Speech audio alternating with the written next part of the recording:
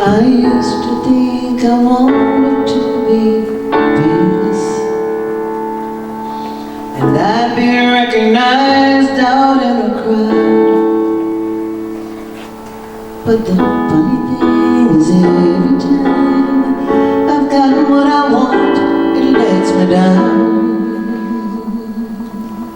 Yes, now I just want to look more like love. I just want to look more like love. This whole world is spinning crazy, and I can't quite keep up. But the one thing around here I know we can sure enough use more of, and I just won't be like love.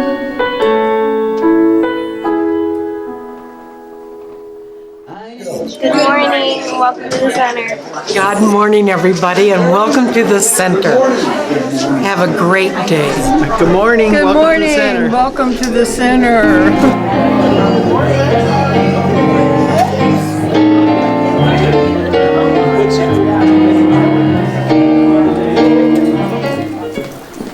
Let us begin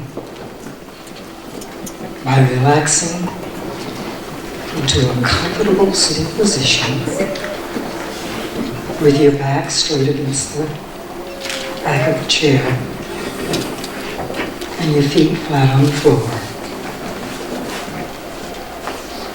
Place your hands in your lap and with your palms up in an attitude of openness.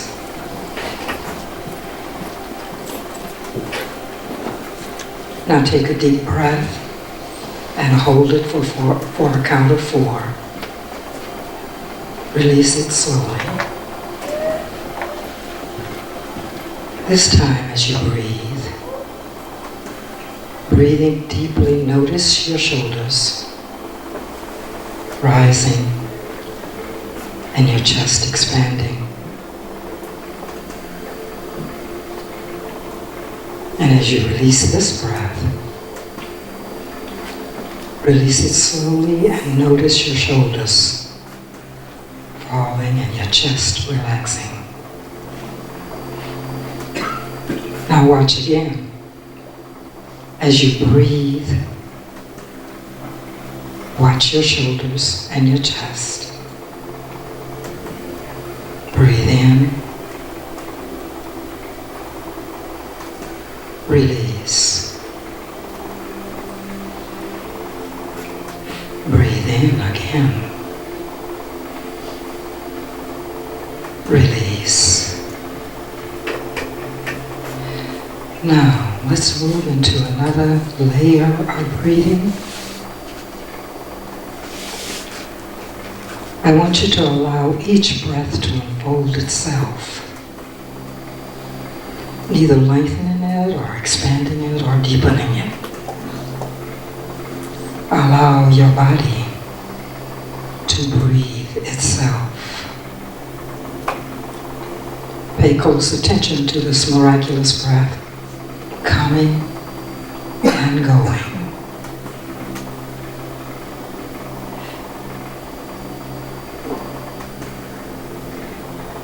Now allow yourself to feel settled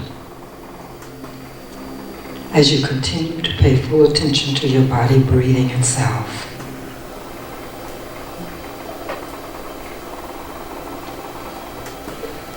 When you feel settled,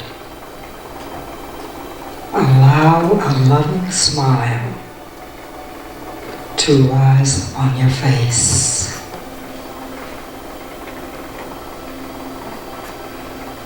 As you do this, notice how it softens all of your facial muscles and how breath by breath, this softening and relaxing moves further and further, deeply into every cell of your body. Soon, Your whole body becomes a gentle, loving smile.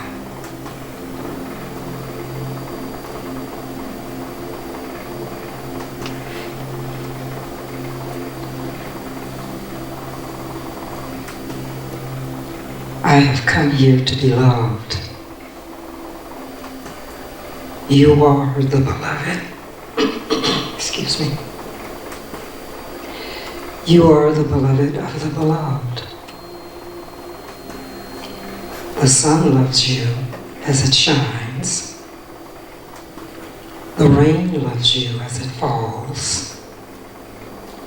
And the night loves you in the dark. There is nowhere to escape from.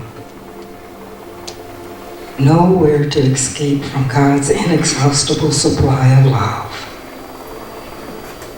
And that love moves in and through and as you.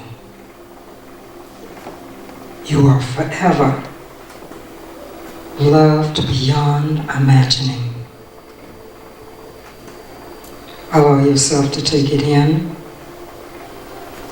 to know that you know that you know. As you open to and deeply know that you have come here to be loved, you will see that not only are you loved, you are love. Here is an affirmation.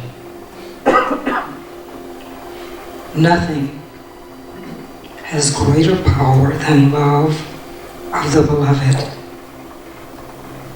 I open myself to this love as it flows in and through and as me.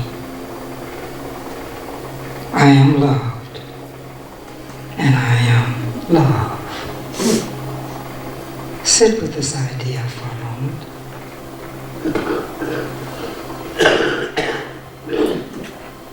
Just allow yourself to be love.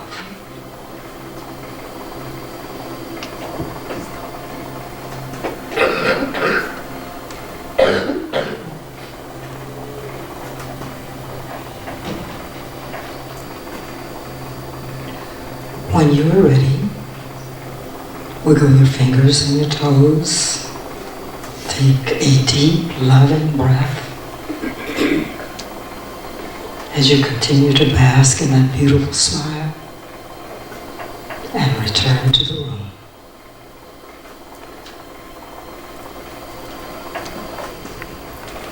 Thank you, Daisy. That was beautiful. Good morning, everyone. That breathing exercise is so cleansing and beautiful.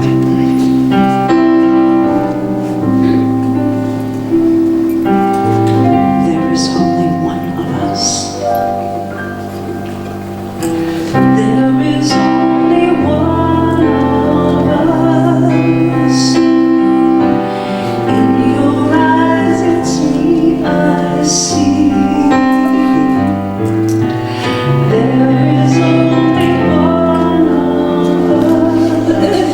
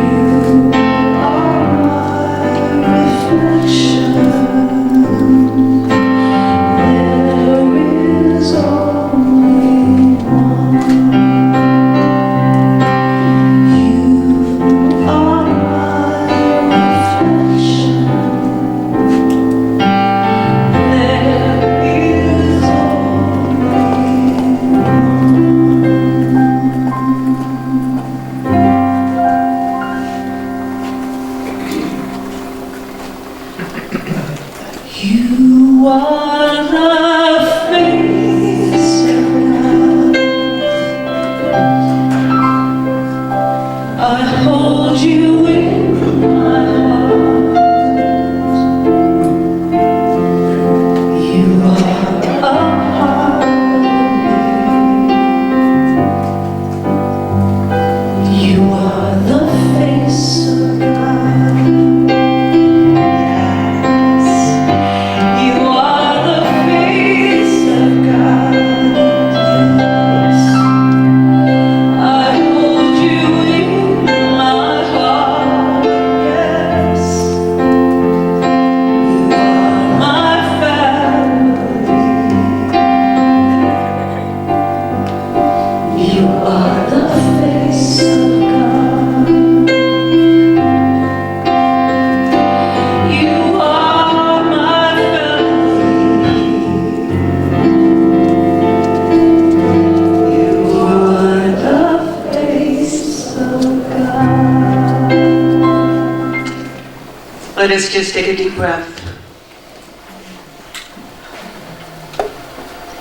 Welcoming that divine essence into every part of your being.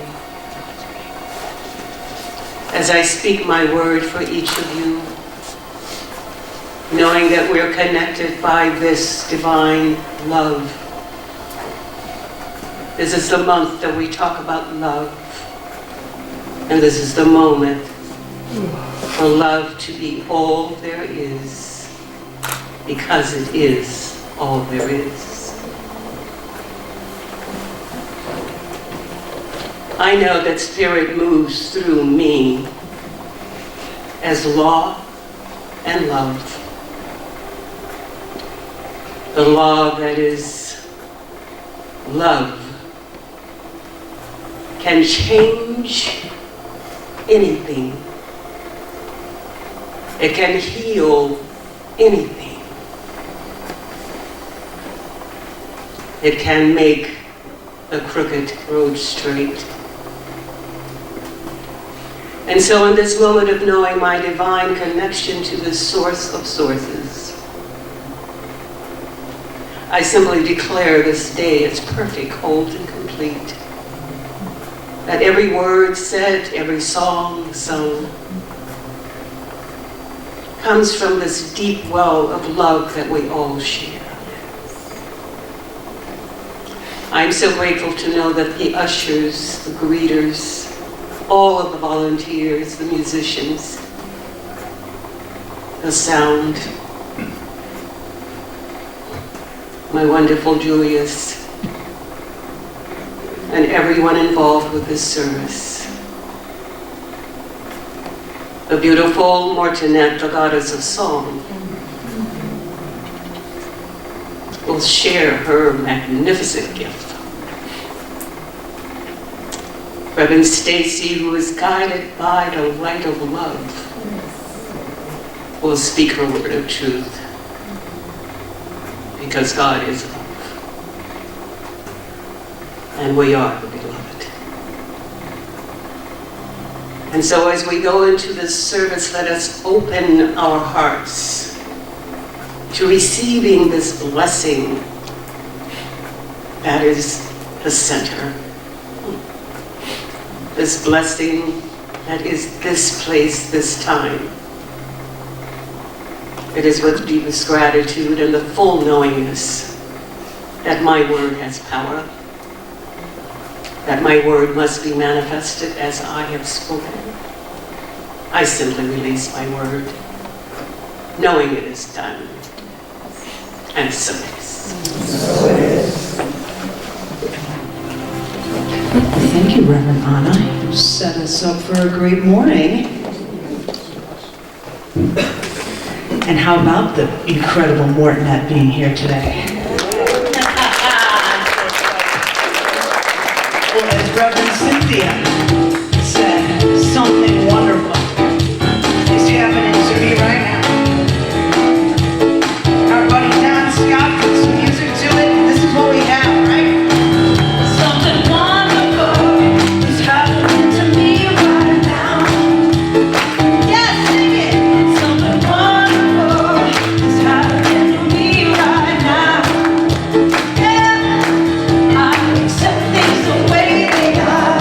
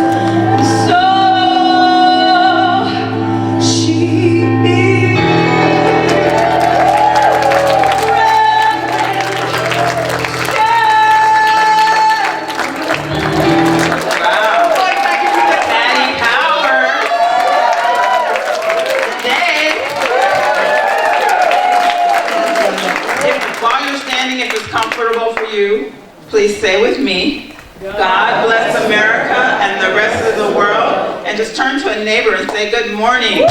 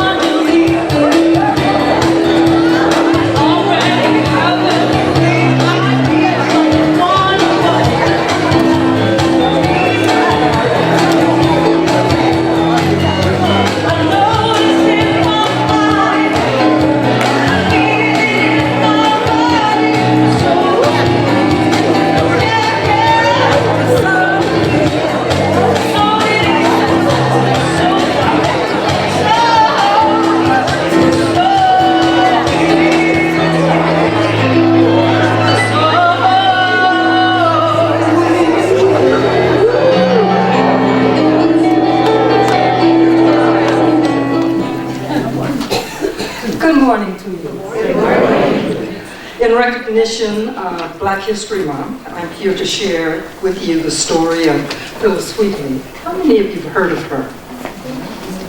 Not very many people know about her. Fortunately for me, as a first grader, I went to a school that bore her name, Phyllis Wheatley Elementary. But I didn't really learn much of anything about her. I just knew that she was this person that the school was named for. I first became aware of her then, and her name, nonetheless, she has made her mark, and I'm here today to share with you who she is and what she's done, what her contribution has been. Phyllis Wheatley was born in 1753 in Gambia, West Africa. At the age of 7, she was kidnapped, placed on a slave ship, and sold to a prosperous family in Boston by the name of John and Susanna Wheatley, where she got her name from. Due to her fragile health, John thought she would make an excellent servant or handmaid for his wife, so that was her role in the house. She showed herself to be highly intelligent and talented, and because of that, she received the same education that the two children of the Wheatleys did. She was tutored and educated, and by the time she turned in 16 months, she was able to read the Bible, Greek and Latin classics, and British literature and she had also studied astronomy and geography. She was what we would call a child prodigy. At age 14, Phyllis began writing poetry. And with the support of her owners, who were actually all the family she had, her first poem was published in 1767. The continued publication of her poetry brought her great notoriety, so much so that in 1773, with the financial support of an English countess, Phyllis traveled to London and with the Lvcsl and had her first and only book of poetry published. It was entitled Poems of Various Subjects, on Various Subjects, Religious and Moral. The book included a foreword signed by John Hancock and 15 other very well-known Bostonites that were very engaged in the politics of the time. The book, I could list some of them you would recognize and some you wouldn't, but it was a very worthy list of people. The book also included a portrait of Wheatley. Goody, they got it up for me. I haven't looked around. This is a picture of her. There is in Boston a monument to her. And she doesn't have a whole lot of pictures, but the monument, the picture of the monument has been used a lot, as well as this one, which was created for her when her book was published.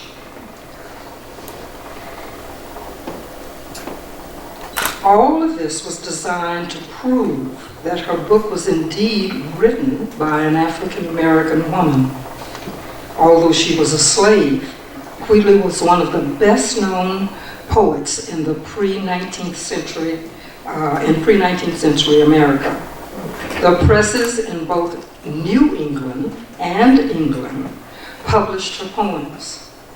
Wheatley was an abolitionist illustrative testimony that blacks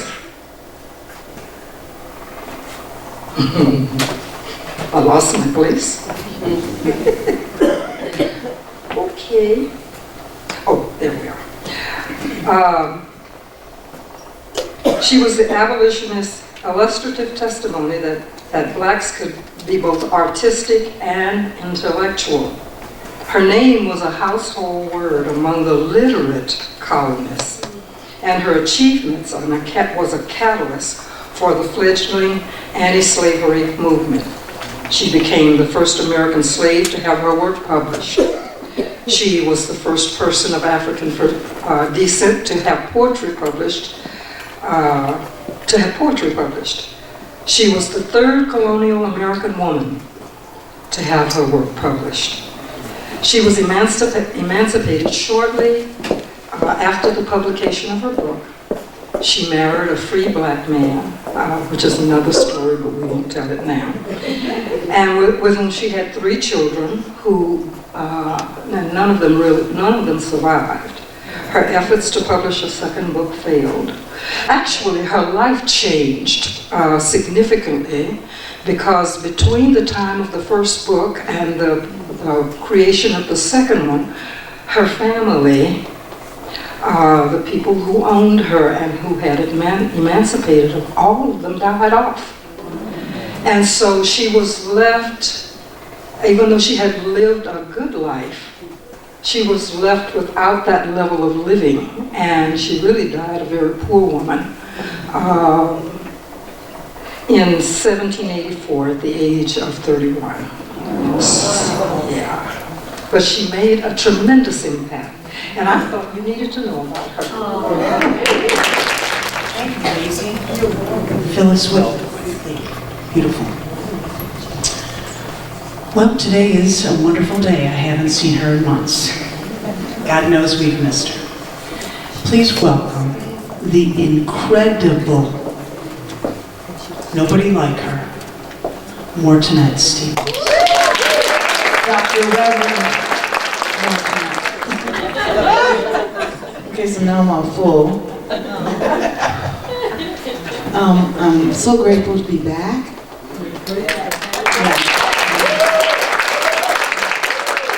Since I lost Lee, it's been 8 months now, but it's still, you know, yesterday was a special day for us generally, and so I'm just kind of full, period. And love is the main thing that we want to be and share and give in this world.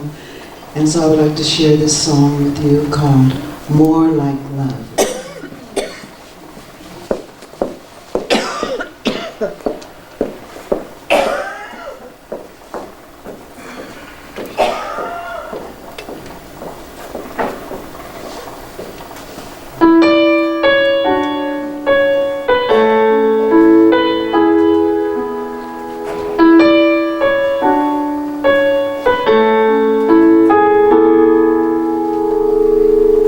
I used to think I wanted to be famous, and I'd be recognized out in a crowd. But the funny thing is every time I've gotten what I want, it lets me down. Yes, now I just want to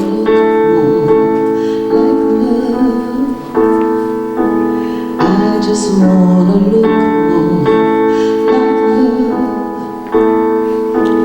This whole world is spinning crazy, and I can't quite keep it. But the one thing around here, I know we can sure enough use more of, and I just wanna be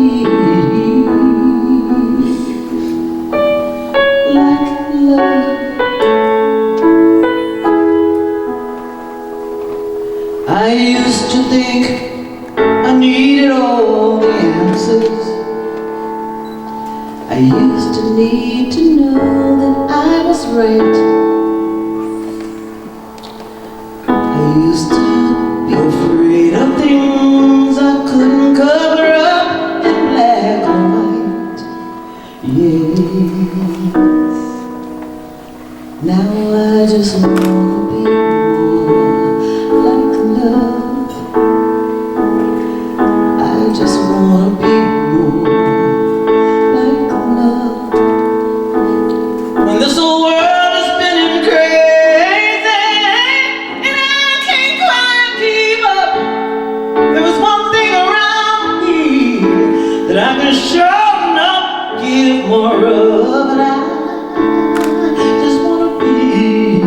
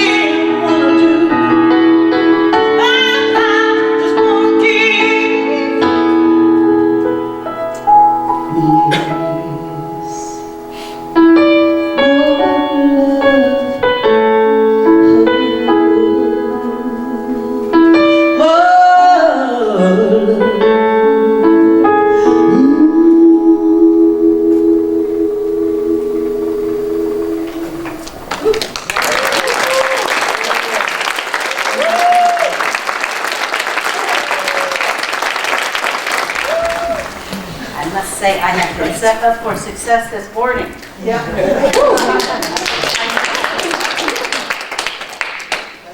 Thank you. Thank you, Reverend Helen. Thank you, Mom. About 20 some odd years ago, 21, 22 years ago, before I moved to Las Vegas, I lived in Southern California, lived in LA. I was just thinking about moving. I had just told my friends that I was thinking about moving. And so I went to a restaurant in Burbank. Used to work at Disney. So me and my friend who used to work at Disney Studios gathered to hang out. I think it was her birthday, probably sometime in May. And you know, we were having fun. We were going to go out dancing later. I had hair back then. I had much more hair back then. And we were, you know, just hanging out. Just having a good old time. Talking, guys are buying drinks. It was a good day. Good evening. And so we're getting ready to leave, and walking down the street, you know, it was a crowded nights, Friday nights. And so we had parked on the street in front of some houses. And walked to the car, and at the time I had this really pretty, shiny red Mercedes with a beige top. I just got the new top. And I love that car.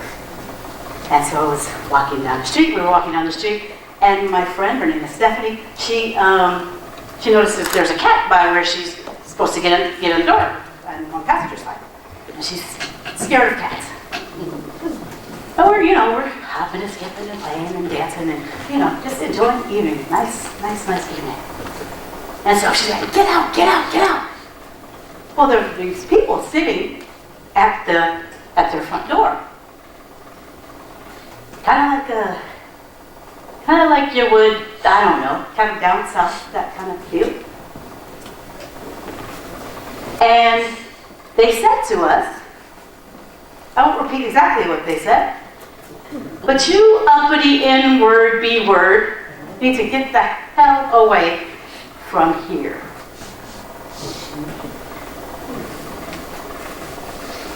You all know that I grew up, well, not all of you know, but those of you that know me, know that I grew up in LA till I was about 12, and then moved to San Rafael, California. My friend went to Claremont, lived in Claremont. So they are not typically black places where you find a lot of African Americans, neither one of those places. And so neither one of us had necessarily experienced anything like this.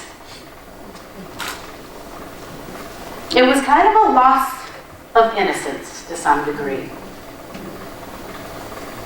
Because you hear about it. You know, you think that happens down south, you know, Mississippi, Alabama, you know, Tennessee. That's where that kind of stuff happens. It doesn't happen in California. It certainly doesn't happen in 1998 or 99, really?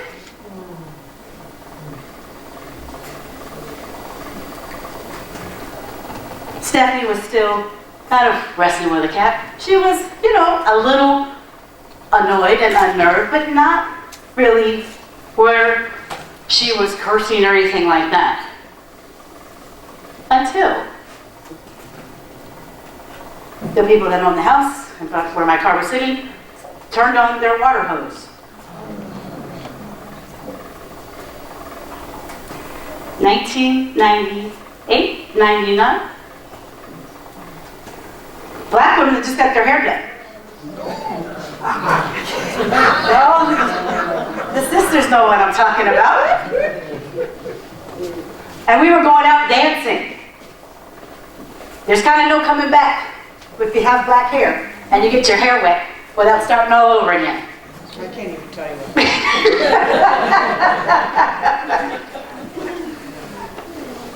From there, some cursing and some words were exchanged from, actually not me. I was still in a state of shock. I was still disheartened and still just in disbelief. Any of the sister girls here know what I might be talking about that loss of innocence? Would you raise your hand? Raise your hand. If you have experienced something like that. Reverend Cheryl? Nope. I'm from Kansas.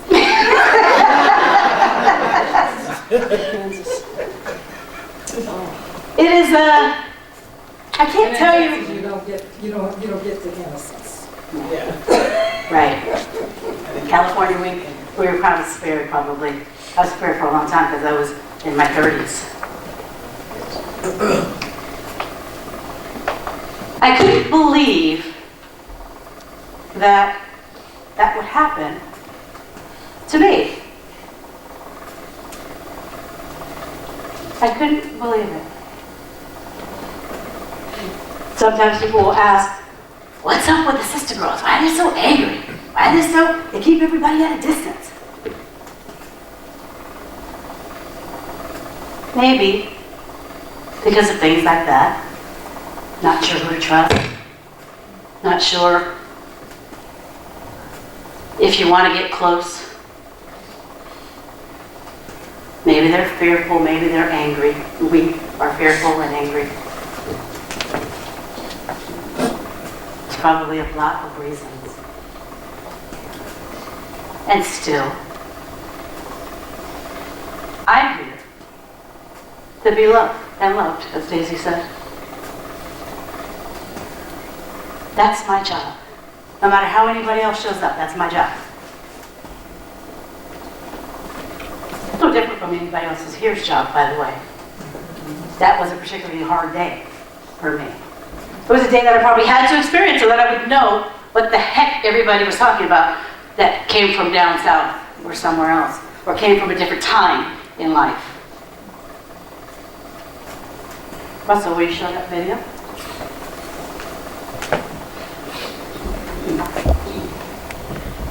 I'm going to read you a poem, Dara, by Miss Maya Angelou. You may write me down in history with your bitter, twisted lies. You may try me in the very dirt, but still like dust, I flies.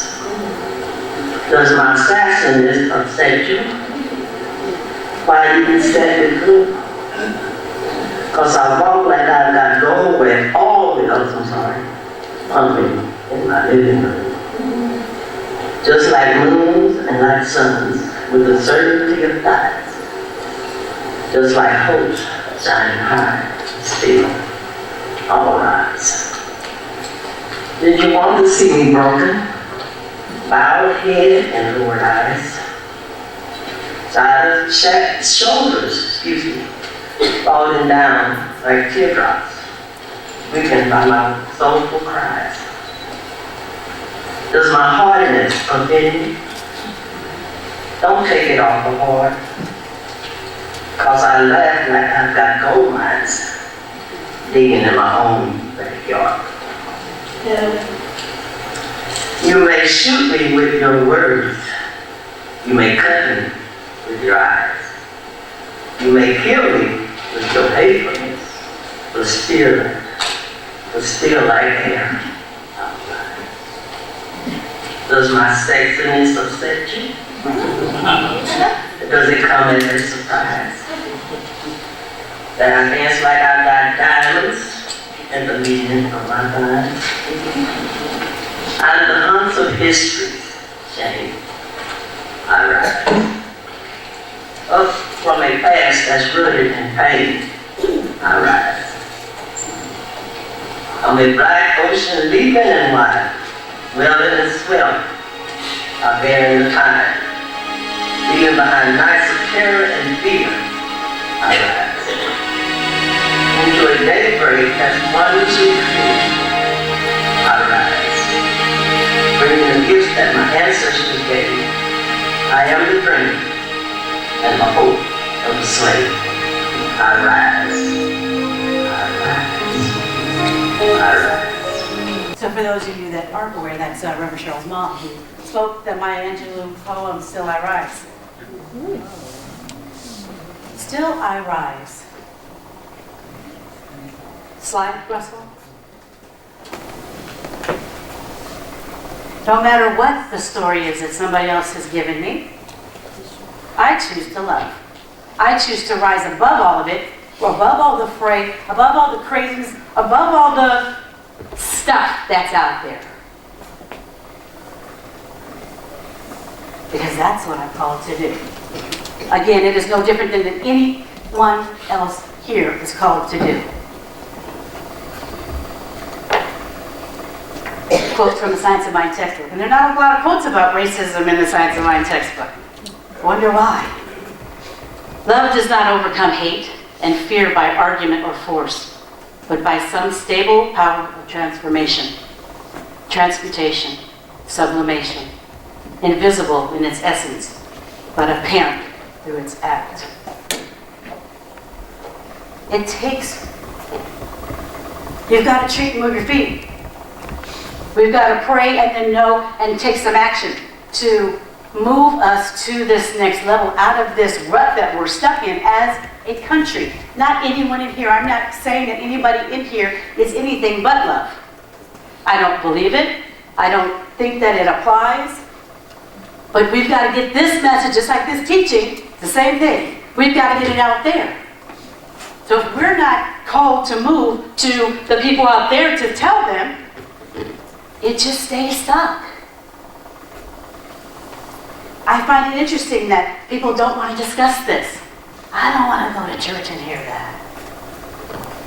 That's all gone. That's in the South. That's in the Midwest. That doesn't happen here. This is Nevada. This is 2020. 2 weeks ago, I went to get my TAM card, renew my TAM card, techniques in alcohol management. Yeah, it's another story for another day. And went right down the street here on Rancho. Took the test. Took the pre-test online, and you have to pay online, and then you go in and you take the test. It takes like 10 minutes. And this, I wouldn't say gentleman, but not necessarily a gentleman, looks at me and kind of, hey, what's your name? Told him my name. And he said, you have to take tests. I said, I know. So he gives me his little raggedy iPad. It was raggedy, really. Big raggedy iPad, and he says, you can go sit over there. I couldn't make this up if I tried, but there's a cat that looks much like the cat in Burbank. Now, I don't dislike cats, but I'm not a big fan of, I've got to take a test, and the cat is walking over to me, snarling at me. And I said, excuse me, sir, I know this test doesn't take long, but, is there somewhere else I could be for this test? And, he never looked up. He never said a word. There was a feeling that was in my mind that perhaps this was the same scenario. I took the test, I passed the test, and I got the hell out of there. And I thought, I can choose to be upset, or I can look at this as, this is what I'm called to do. Still I will rise up, and I will be the love and loved. And I will bless him on his way. On my way, actually. Second slide, Russell. I feel safe in the midst of my enemies, for the truth is powerful and will prevail. You can't take my truth from me. If I let you, then shame on me. And I have been in that position where I have allowed it. And I see young people allowing it. And that's where we get into trouble. Because when I react to something that somebody else says, that's on me. When I respond in love, I will always win. Always. Next slide, Russell. As light overcomes the darkness, so the radiant presence of love and peace dissipates fear hate and confusion. I would like to see that these people outside these doors not practicing that type of hatred for no apparent reason. Because we in here know that we're one. But oneness is not sameness, as Tracy Brown would say. Oneness is not sameness. And so because we know that we're one in this room does not mean that when we go outside that we're going to be treated equally. Because we have built a human condition that is not the truth about. We're not talking about spirituality. We are perfect, whole, and complete, always in spirit. But our civilization, our collective consciousness has built this thing where we are separate from one another. And not just race. It's orientation. It's gender. It's money-wise, socioeconomic status. When will it shift? When will it shift? That was just 2 weeks ago that I'm telling you that story. And not that it matters, but I don't think I come off as the gangbanger type looking girl. And it shouldn't matter. It should not matter. Some days maybe. You might see me in my sweats and my bandana. It shouldn't matter. We all have a bias. We have an unconscious bias that we're working with. But are we working with it? Or are we just letting it, just put my head in the sand and that's going to go away? Folks, it's not going away. It's not going away. Some of you may think this is a political talk. It's not politics. Race is a social construct. It was created. God didn't create that. We created that. Bad word. We created it. It's not the truth. There's no hierarchy. And we allow ourselves to keep buying in, keep reacting, and so every day there's another story, and it goes on and on and on. And I would like to see that end. I would like to be the one that said, I'm standing for love. I'm standing for love no matter what you are. I don't have to like you, but I sure as hell have to love you, because that's my job. That is my job. But with that, I've got to do my own work. Because otherwise, if I sit and watch the news, I am as crazy as everybody else. If not crazier, because I know better. Probably crazy, to be honest. And so by doing my work, what does that look like? I have books. What I just finished reading was How to Be an Anti-Racist. Now, you may not think that goes on in my own culture, but God knows. Between the colorism, between the hair type of hair, between all the socioeconomic statuses over the moon, it goes on. It has to stop. It stops here with me. I'm not participating in that anymore. It's not easy.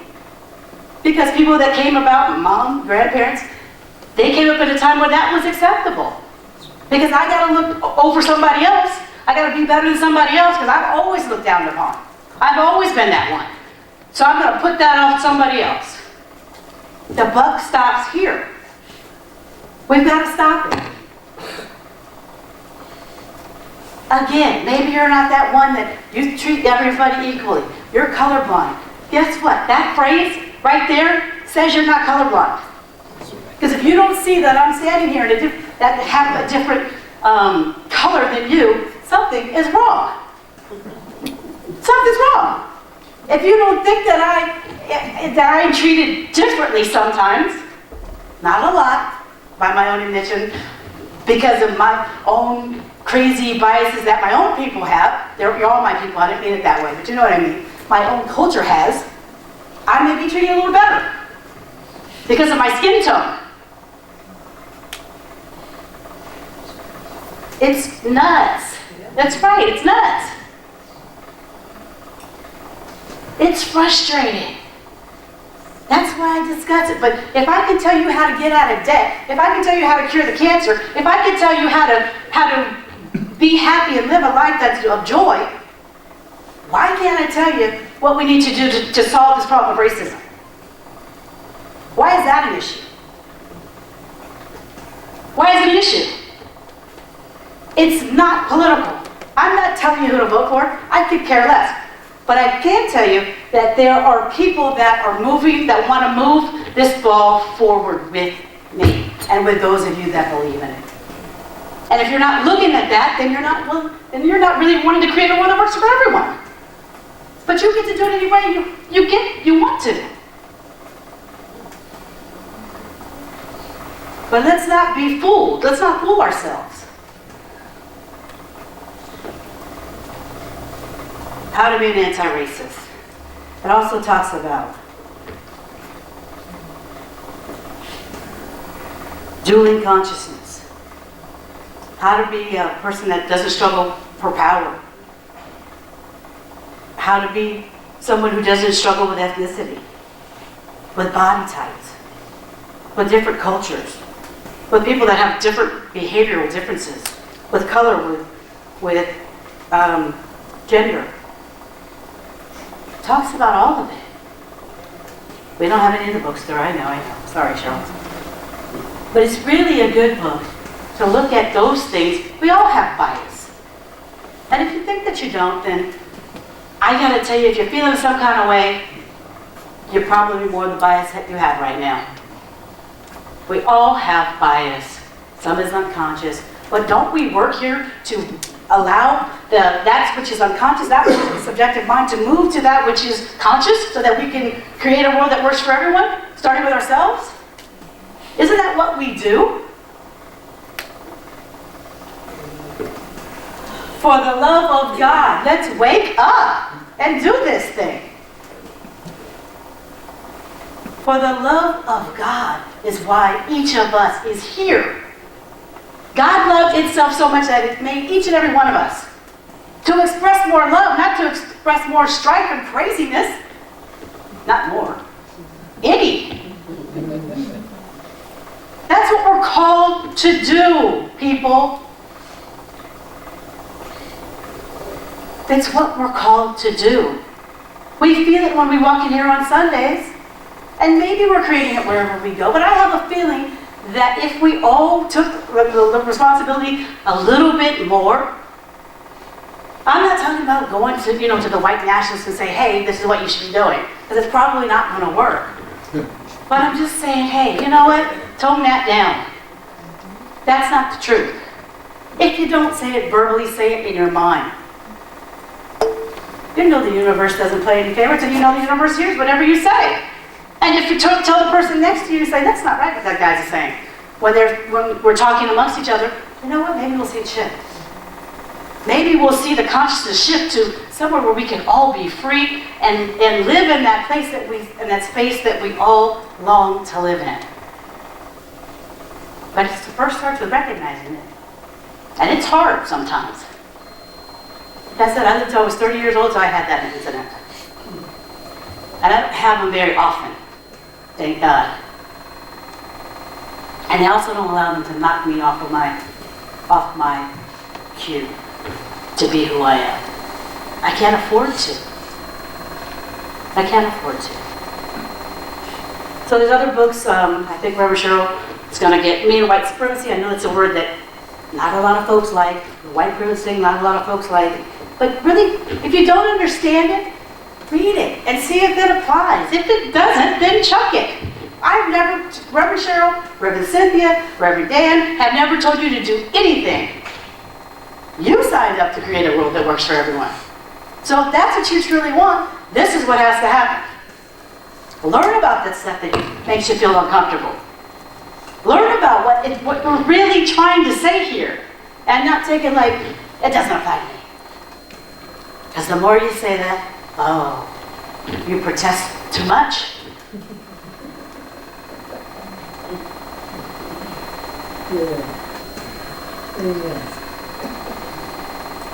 We should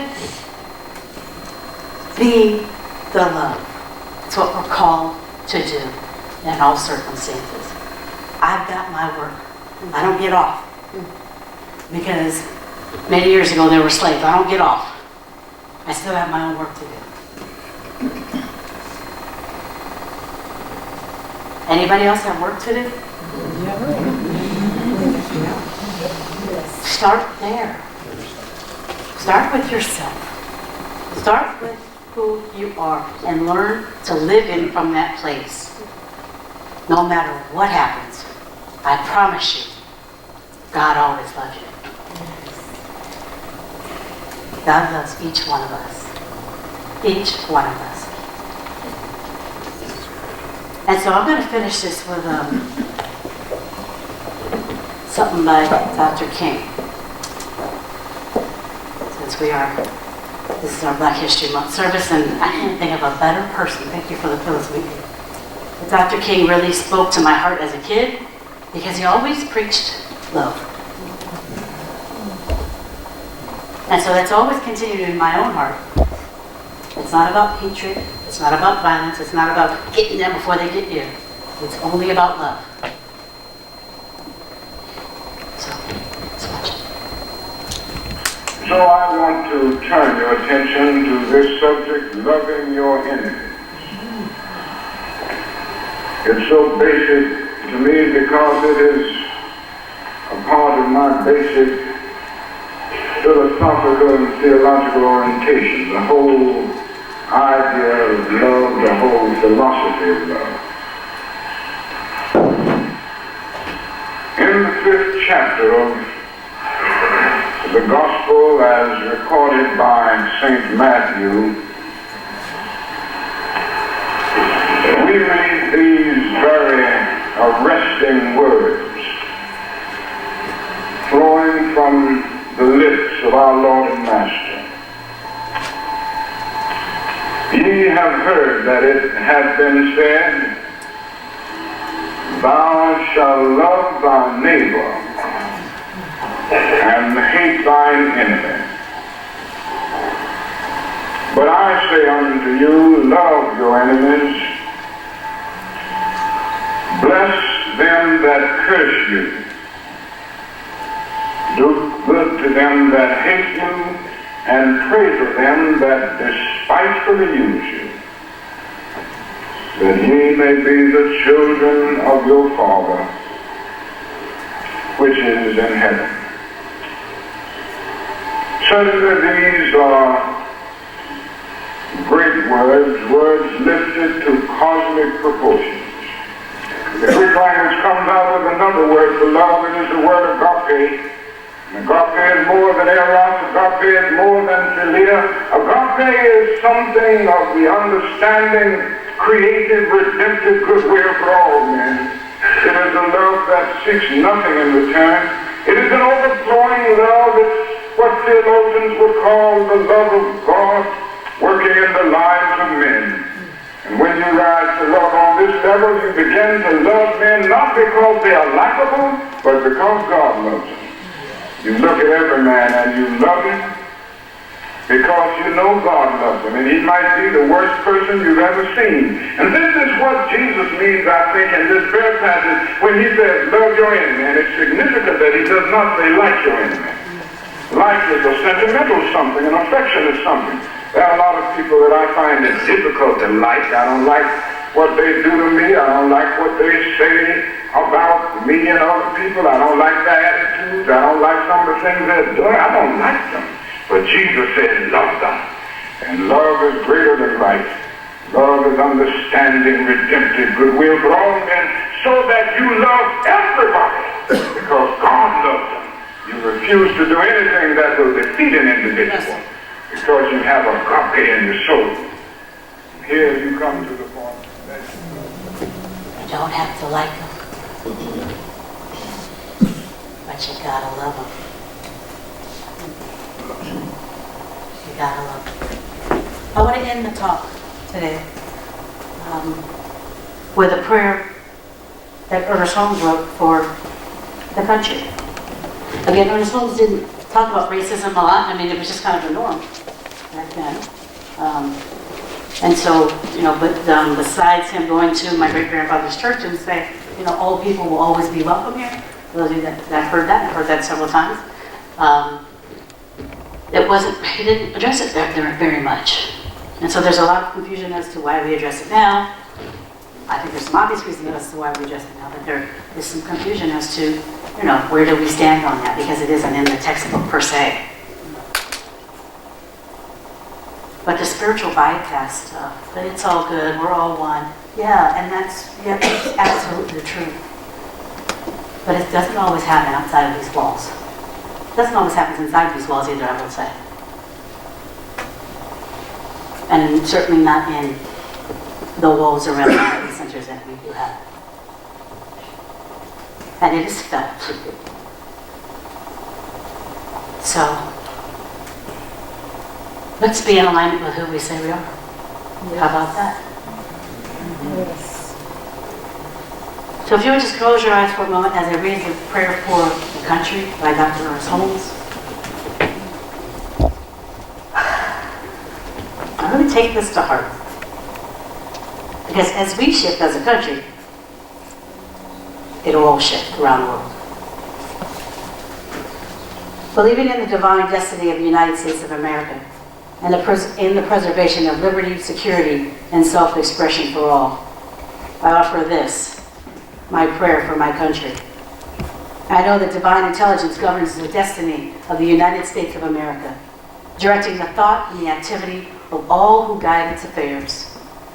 I know that success, prosperity, and happiness are the gifts of freedom and are the divine heritage of everyone in this country. I know that divine guidance enlightens the collective mind of the people of this country, causing it to know that economic security may come to all without the loss of either personal freedom or individual self-expression. I know that no one can believe or be led to believe that freedom must be surrendered in order to ensure economic security for all. The all-knowing mind contains the answer to every problem which confronts this country. I know that every leader in this country is now directed by this all-knowing mind and has the knowledge of a complete solution to every problem. Each is compelled to act upon this, and peace shall come to all. And I know that this spiritual democracy shall endure, guaranteeing to everyone in this country personal liberty, happiness, and self-expression.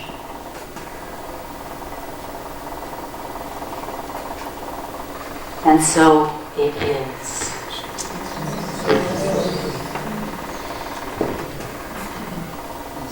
We have been given a great freedom of this teaching and within this teaching. And with that freedom, there is responsibility. Choose what's yours to do and do it. I love each and every person here. And I'm knowing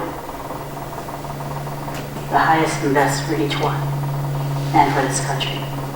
I'm knowing that it will feel reunited very soon. It has no other way but to do.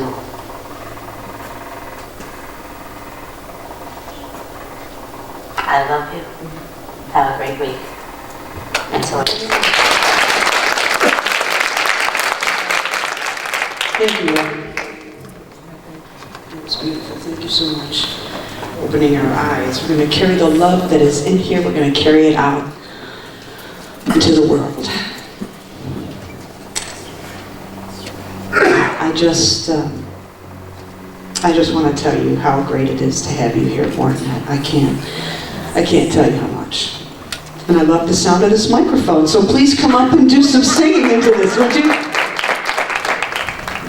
Okay. It's all about love. All about love.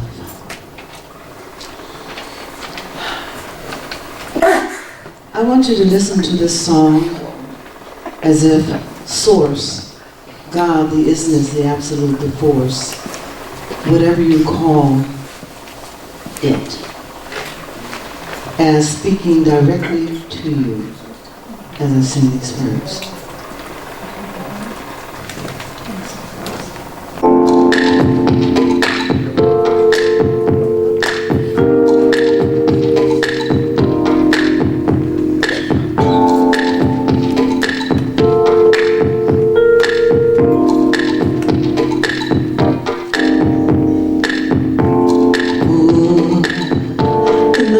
greatest love this world has known. This is the love I give to you, and more than the simple words I hear you say when you pray.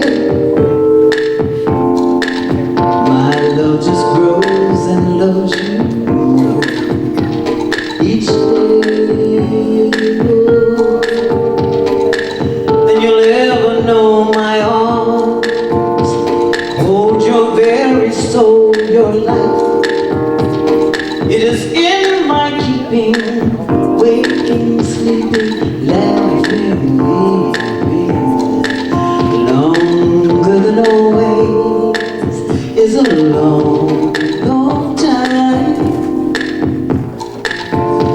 but far beyond forever, you were made divine. So just know that I live forevermore, and in your heart be very sure no one else will love you more. Oh, more than the greatest love this world has known.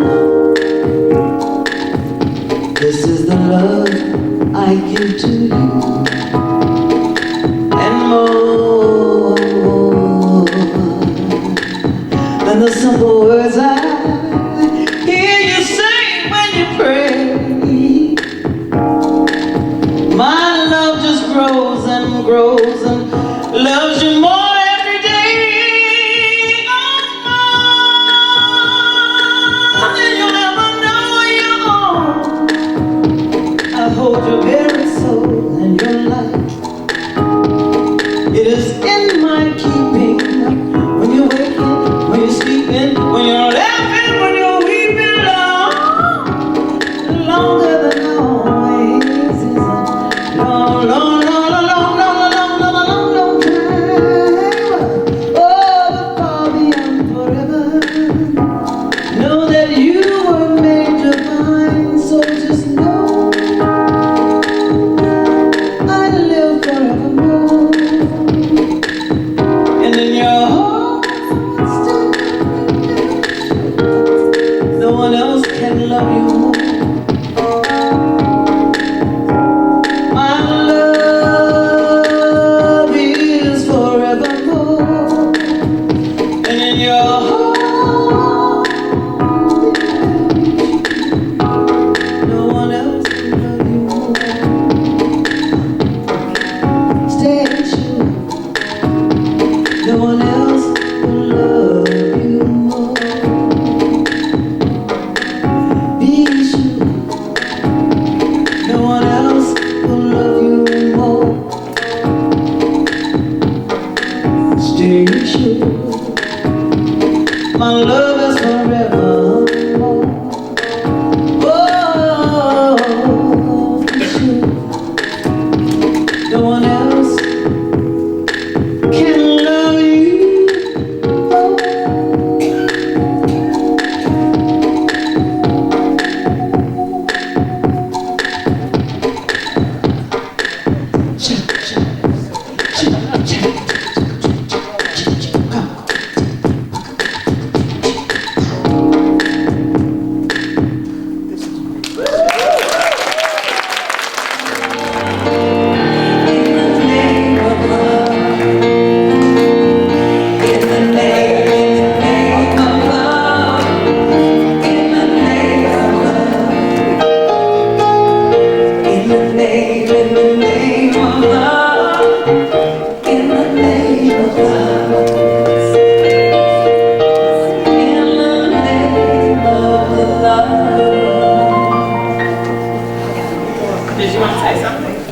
And Charlotte reminded me that she was 6, but then her grandmother, I said, but you were 6 last time I saw you. But you're 6.5 now, right? All right. Wow. And this is a doll. She, I know she looks real, but She is real.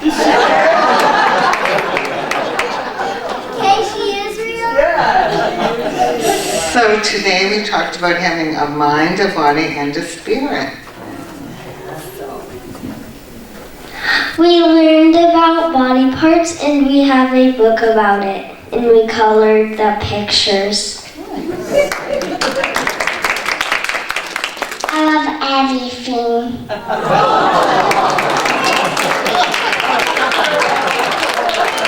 She loves everything. Isn't that great? I know. She's a pretty little girl. And so are you. Anyway, I would like to ask ministers to come forward, please. She's 4? Oh, my goodness. They're so cute. Thanks for bringing your grandbabies, Mickey. I would like to ask our ministerial prayer team to please come forward. Any visiting ministers or practitioners to please come forward. I'm going to move down because this end is a little light. Come on down. Come on. These are the folks that hold us up all week, every day, in every way. Russell, you want to put that affirmation up on the screen that Reverend Stacy had on her talk? Okay, so if everybody would stand and connect. And let's just read this affirmation as we pray ourselves out of here. Or still here, whatever. Today I allow the principle of love to flow through my mind, through my speech, and into my actions. I arrive at a place where love is present and all people are safe. I know that by choosing love, I create a world around me that works for all. For love is the path to freedom, and today